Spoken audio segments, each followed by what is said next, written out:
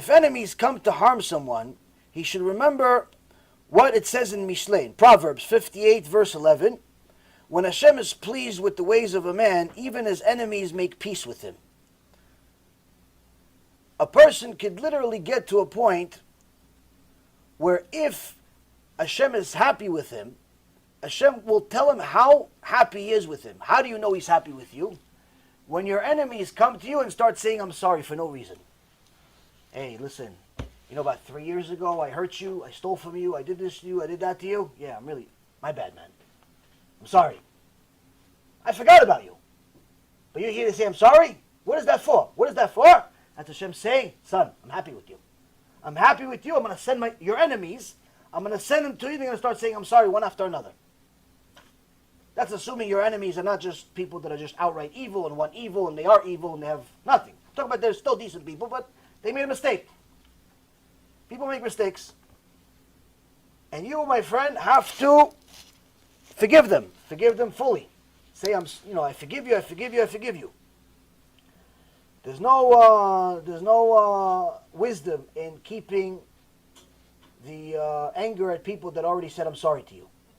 And the reason why is because if you keep the anger, if you keep this mentality that, they did wrong by you once and therefore they're forever judged, then all you're doing is signing your own judgment. That's how they're going to treat you in Shamayim. If you're not merciful, they're not going to be merciful on you in Shamayim. If you're merciful, they'll be merciful on you. So then he says, when Hashem is pleased with a person, even his enemies make peace with him. But even when the enemies of the nation of Amalek, even on the nation of Amalek, it says in Tehillim, that Tzaddik will rejoice when he sees his revenge. That when it comes to certain type of wicked people, like Amalek, those types of people, they're not going to come and say, I'm sorry. Why? Because they're Amalek. They're, like I said before, they're just evil. But other regular, normal people that just did wrong by you, they'll come back and say, I'm sorry. I'll give you an example. Just remembering it now. About 4 or 5 days ago, some phone number that I don't know sends me a text. Says, hi, Rabbi, such and such, how are you? Listen, I just wanted to say I'm sorry. Because 2.5 years ago, I said something bad about you to a different rabbi, and it created turmoil between people that were on your team, and that rabbi, and and she went, the whole thing. And I just want, this is really a long overdue apology, and I just wanted to say I'm sorry. Without really thinking about it much, I said, okay, no problem, you're forgiven. But I just thought about it for myself. I said, what's it to her? Like, it's not like we go to the same shul. It's not like we have the same friends. It's not like I'm ever going to see her. Most likely not. And if I see her, most likely it's going to be one look and I'm going to go somewhere else because I'm going to see it's a woman and it's not my wife. I'm going somewhere else. Like, that's the reality. Like, we're never going to connect. We're not going to be best friends. We're not going to have dinner together. Like, why would she go out of her way to say I'm sorry to me, out of all people in the world? This is simply HaKadosh Baruch Hu sees one person on one end is trying to do his will. Trying my best to do his will. On the other hand, she's also trying to do his will. She's also trying to do good. She says, Hashem, listen, you know and I know I messed up. Why? 2.5 years ago I said something about this rabbi.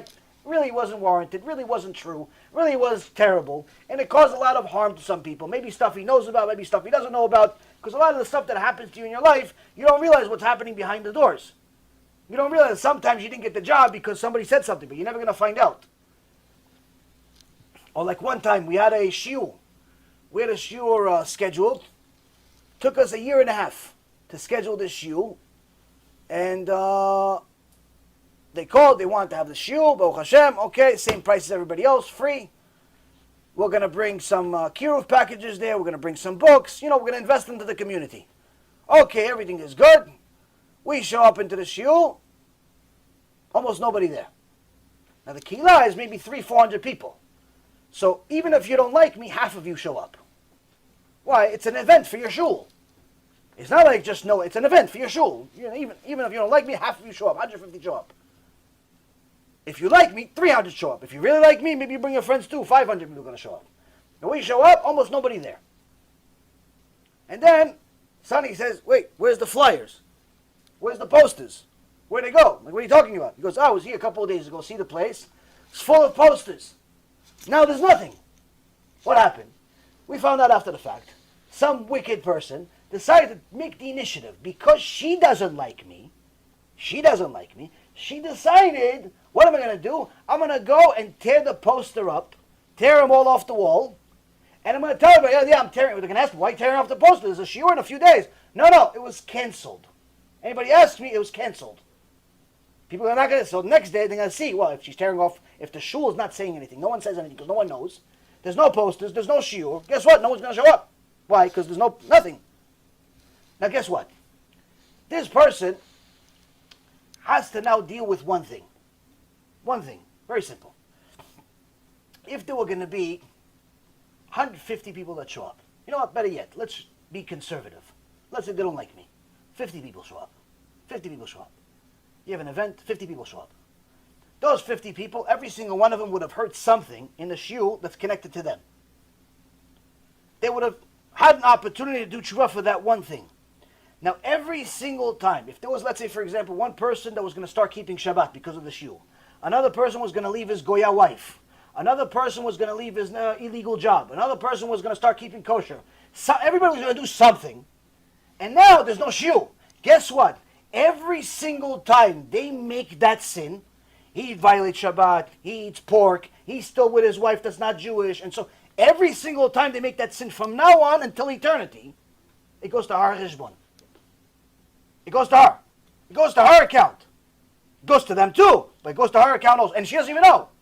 She doesn't even know. She thinks she's okay. Why? She canceled the shiur. She canceled Rabbi Reuven to come, Chas v'shalom, to make people do tshuva. Are you guys crazy?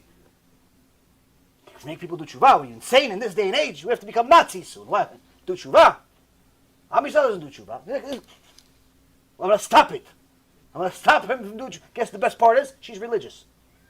She has a kisur rosh. She looks like she's from the Taliban. Kisur rosh, three stories high. 3 stories high, the kisur rosh. But she wants to be too religious. Not allow Rabbi Reuven to come. So now, Rabotai, a person like this, she can't fix it. That's a sin you can't fix. Why? You have to figure out who would have come, who would have done tshuva, what they would have done tshuva for, how they would have done tshuva, when they would have done tshuva, what it would have caused, who would have told the next day. This is a person that showed up to the Mayim thinking, oh, I kept Shabbat, I have a kisugos that's 3 stories high, everything is good, and they show her all the murders and rapes and pedophilia she caused her life because of all the people that didn't do tshuva. They show a world that she created without even knowing. She created a Holocaust, and now she showed up to the Mayim. It's like, well, that's me? That's you. That's you. Why? You took the posters off. So you see, somebody makes a mistake. Some mistakes are easy to fix. All you got to do is send a text message, say, I'm sorry, I did such and such. I'll tell the other people that are involved that I did such and such, and it's fixed, finished. But other people make such stupid mistakes, they can't fix it so easily. So that's why a person needs to always remember what we said in the beginning of the shiur. Realize that HaKadosh Baruch Hu is watching every single thing that you do.